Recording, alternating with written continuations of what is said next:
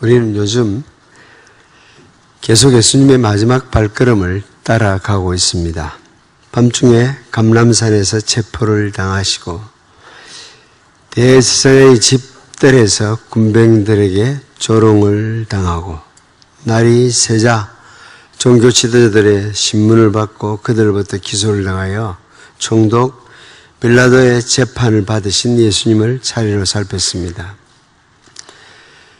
그들의 기소를 따라 신문을 한 총독 빌라도가 내가 보니 이 사람에게 죄가 없도다라고 선언을 하자 대제사장들과 율법학자들은 어렵사리 잡아둔 재물을 놓칠까봐 맹렬히 소리를 칩니다.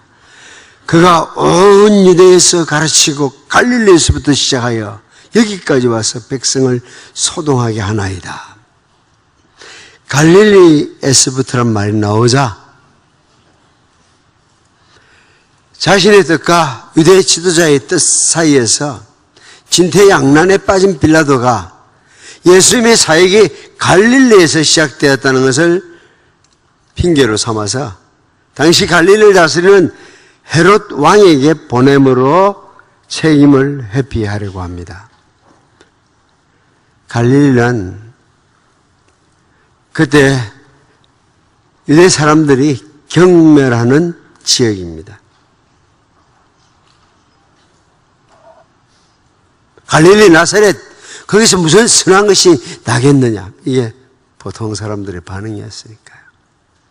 그리고 예수님을 멸시하려는 의도로 갈릴리를 들고 나옵니다. 마치 갈릴리 촌뜨기와 무식한 농사꾼인 양 예수님을 부각시키고 있습니다. 게다가 갈릴리는 민족주의자들 무력으로 로마를 전복시키기를 꿈꾸는 열혈당원들의 본거지입니다. 그래서 갈릴리라는 언급을 통해서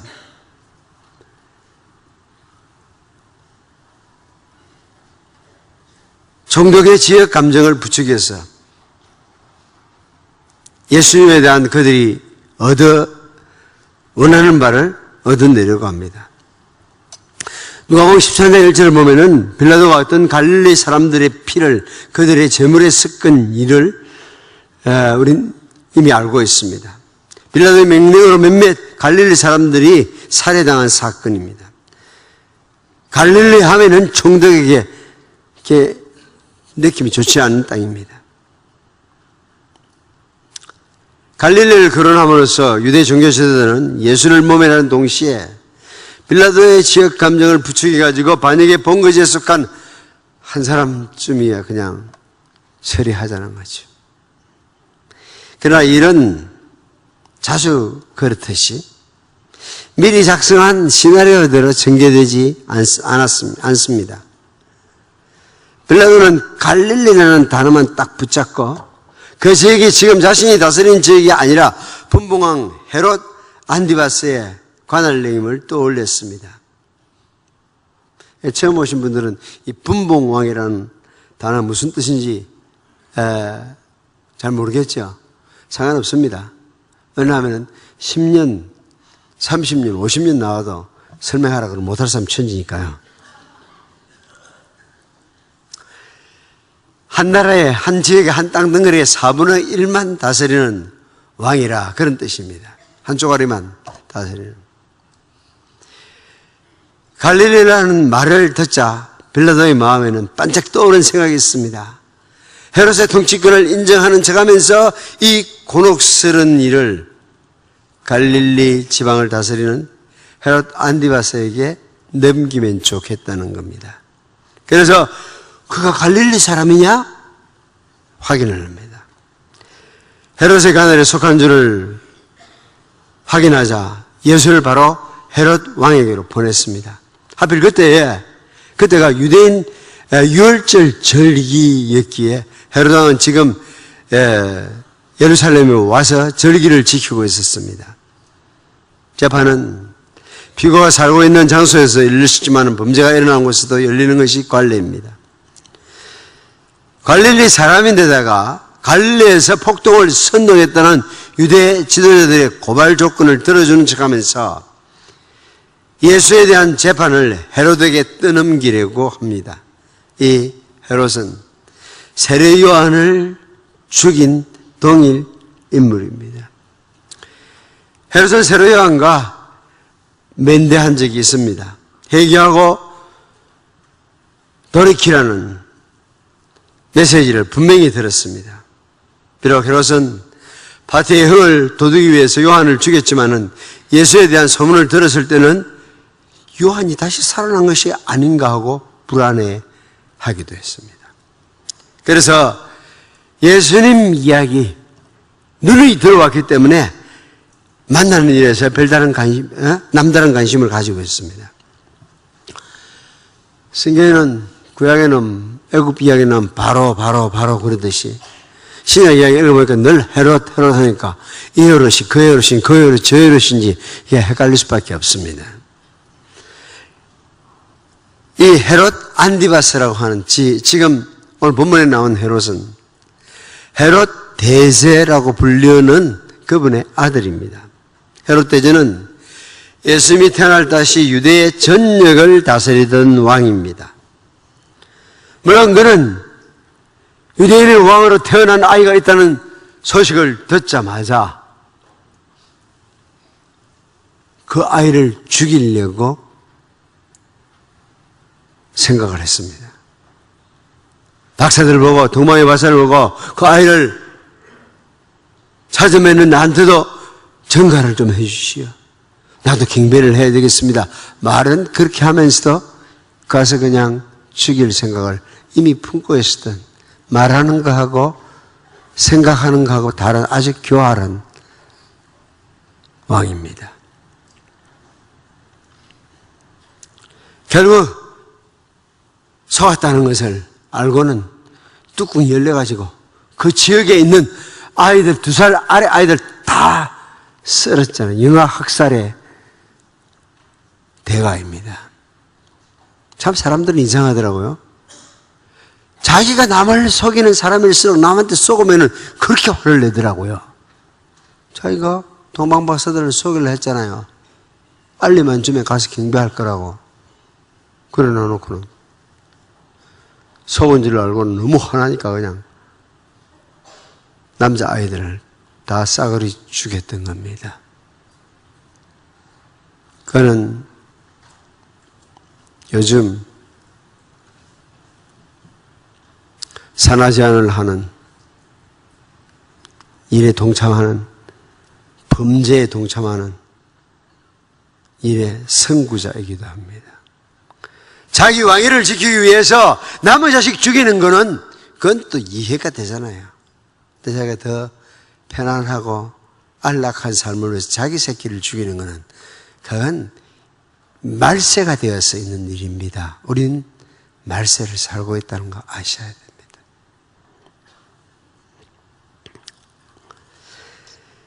헤롯 대제의 화려한 유평은 아들 헤롯 안디바스에게 별로 남아있는 것은 없습니다. 아버지의 용기와 결단력은 없었지만은 그에게 남아있는 것이 있다면은 아버지 헤롯 대제의 그 사악함입니다. 그 아들 헤롯 안디바스는 더 비열하고 무절제하고 방탕하고 경박한 사람입니다. 헤롯 대제가 나름 사자와 같은 기계를 가졌다면 그 아들 헤롯 안디바스는 주님이 예리하게 지적한 대로 여우에 불과합니다. 가서 저 여우에게 이르되, 누군가가 어떤 사람들이 찾아와가지고 지금 헤롯이 당신을 죽이려고 합니다. 그러니까 그 소식을 전하는 사람에게 가서 그 여우에게 이르되, 오늘과 내일 내가 귀신을 쫓아내며 병을 낫게 하다가 제3일에는 완전하여 지리라. 선지자가 예루살렘 밖에서 죽는 법이 없다. 난 네 손에 절대 죽지 않는다. 이런 확신을 가지고 사셨습니다. 여우, 방탕한 습관과 경박한 마음을 가진 그에게 적합한 호칭입니다. 게다가 헤롯 안디바스는 악한 여인에게 휘둘리는 불행한 남자의 대표이기도 합니다. 헤로디아, 그녀는 한때 자기 아주버님이었고 지금은 자기 남편인 그에게 남아있는, 행여 남아있는 모든 선한 싹은 깡그리 짓밟는 역사적인 사명을 띠고 태어난 여자 같습니다. 이 헤롯은 쾌락을 사랑하고 자신을 사랑하고 사악하고 끝간데없이 경박한 인간이기에 땅덩어리의 4분의 1만 다스리는 것도 그에게는 과분한 일입니다. 그러나 한때 이런 인간에게도 한때는 상당히 종교적인 모습이 있기도 했습니다. 헤롯이 요한을 어렵고 거룩한 사람으로 알고 두려워하여 보호하며 그의 말씀을 들을 때에 크게 번민하면서도 달게 들음이 이르라. 마가복음 6장 17 말씀입니다. 아침에는 세례요한의 설교가 그의 양심을 일깨운 결과였겠지만 오래 지속하지는 않았습니다. 동생의 아내를 자기 아내로 삼은 그의 일륜과 상식을 벗어난 행동을 세례요한이 꾸짖자 아내의 사주를 받아서 그를 감옥에 쳐넣었는지 모릅니다. 인륜과 상식을 벗어난 짓거리들을 우리 시대도 법이라는 이름으로 대대적으로 시작하고 있다는 것을 우리는 알아야 합니다. 인간은 그런 경박한 욕구 외에는 없습니다. 하루는 두려워하다가 다음 순간에 불평을 늘어놓습니다. 한순간은 기뻐 좋아하다가 다음 순간에는 조롱으로 끝나는 종류의 사람입니다. 비록 보좌에 앉았지만 무슨 요술사를 만났듯이 무슨 일을 사람이 오늘 나한테 보여줄 건가 그것만 궁금하게 생각하고 있습니다. 예수께서 헤롯 앞에 도착했을 때에 여러 가지 질문을 퍼부었지만은 예수께서는 한마디 대답도 하지 않았습니다. 어떤 질문을 퍼부었는지 다행히 기록되어 있지 않습니다. 그런 경박한 이야기까지 기록할 여지는 없었으니까요.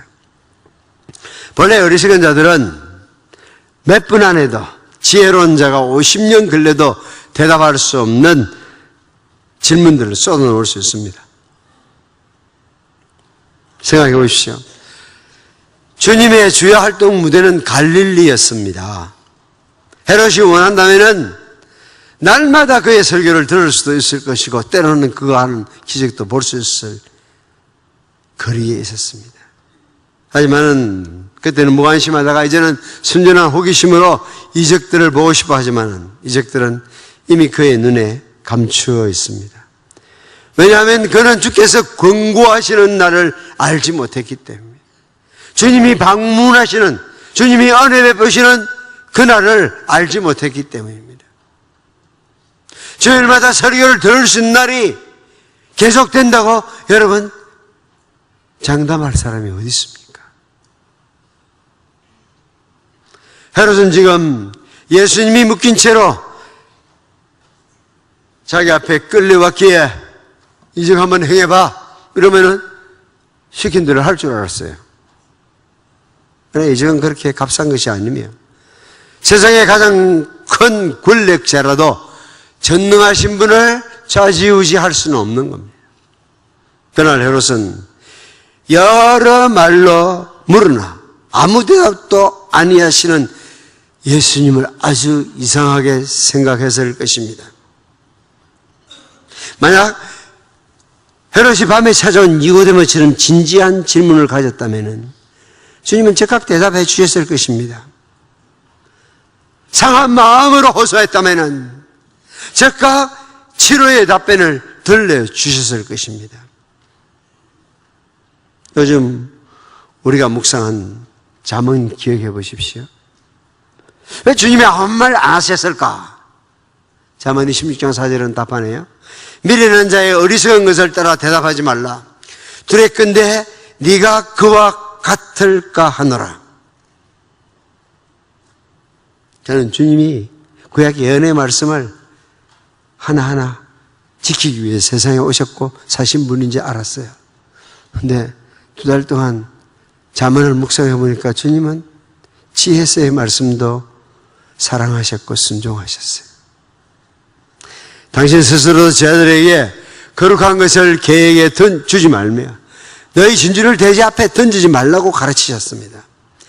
헤롯이라는 인간은 비천하고 관계하고 인정 없는 여우라는 것을 아셨기 때문에 절대 침묵을 지키셨습니다. 아무 말도 대답하지 아니하시니.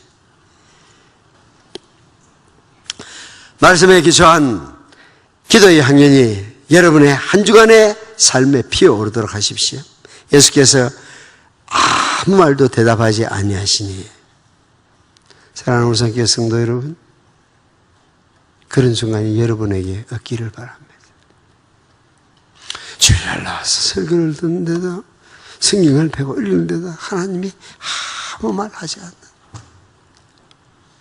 그런 순간 여러분에게 오지 않기를 바랍니다.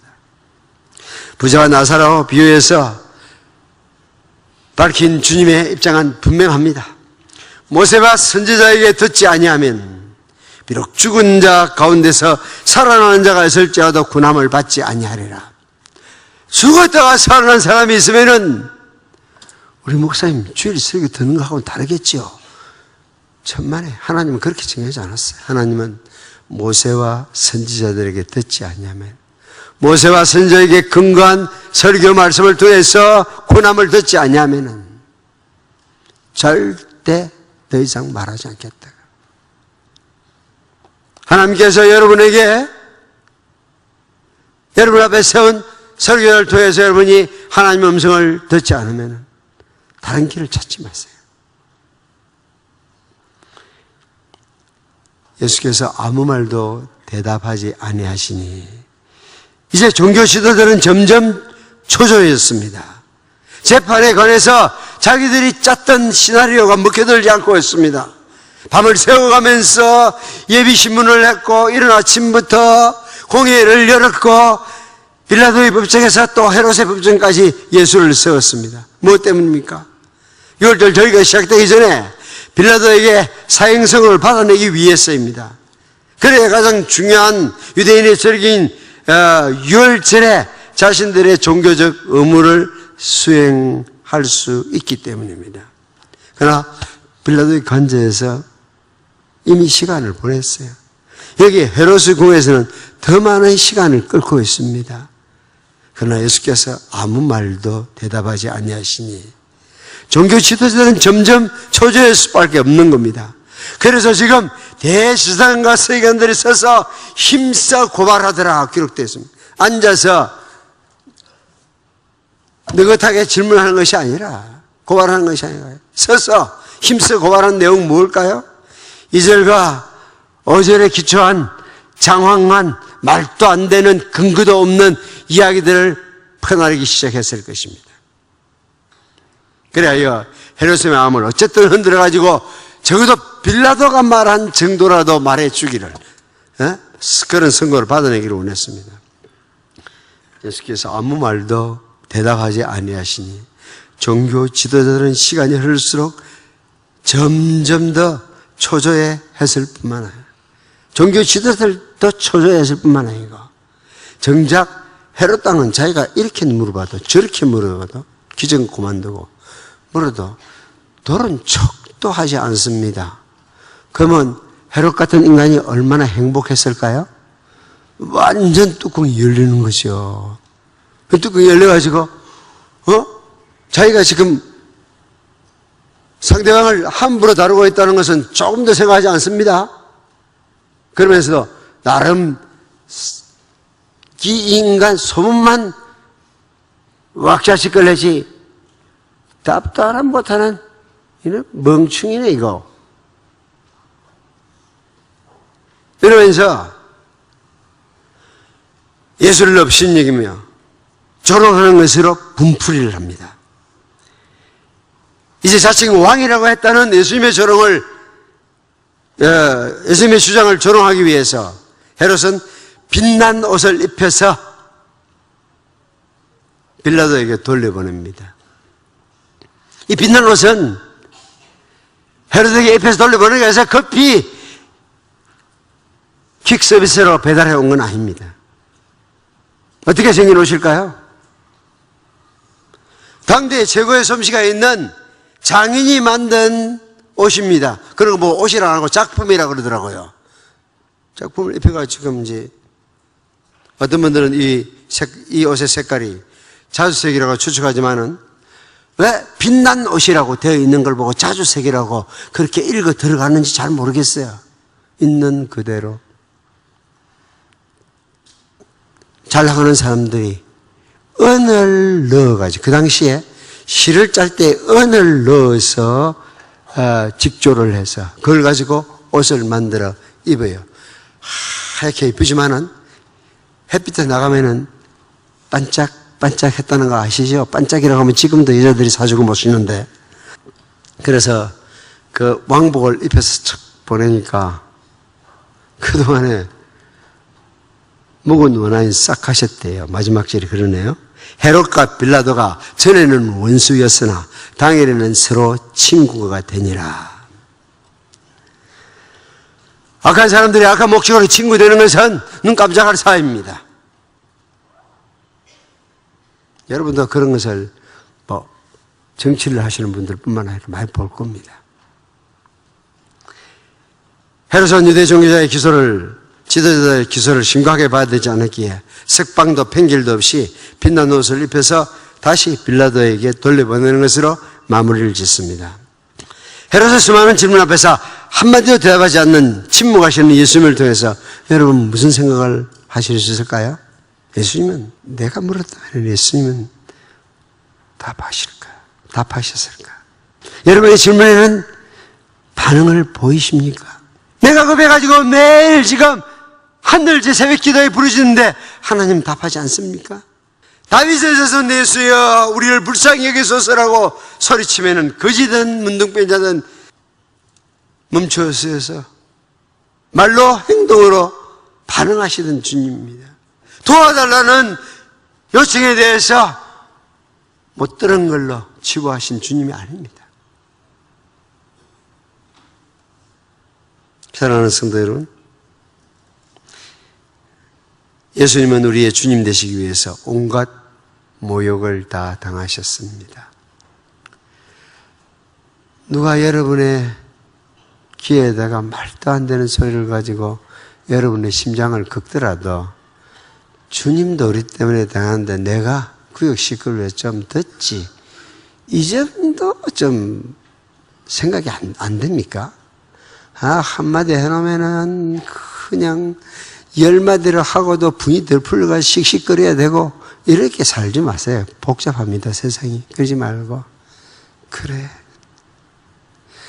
한마디 잘못된 말을 하지 않는 주님도 온갖 말 다 들었는데, 나야 입 열면은 실수가 잦은 사람이고, 나는 바로 말한다고 했지만 그 사람 보기에는 잘못된 이야기도 있을 수 있으니까 그렇게 나에 대해서 이야기하는 거 당연하지.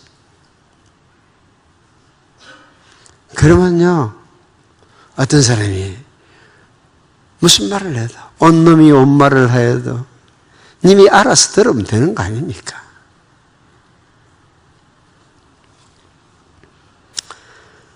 그러므로 주님이 말씀하실 때 고개만 끄덕이지 말고 그 앞에 나와서 입술로만 찬양하지 마십시오.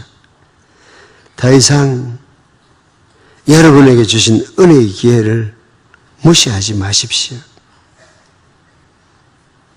지금이라도 진지한 마음으로 말씀 앞에 나오면은 우리에게 당신의 음성을 들려주십니다.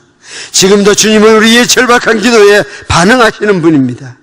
매일 성경을 가까이 하십시오. 순간마다 은혜의 보좌 앞으로 나아가십시오. 그러면 여러분의 삶은 기쁨, 기도, 감사의 나날이 될 것입니다. 기도하겠습니다.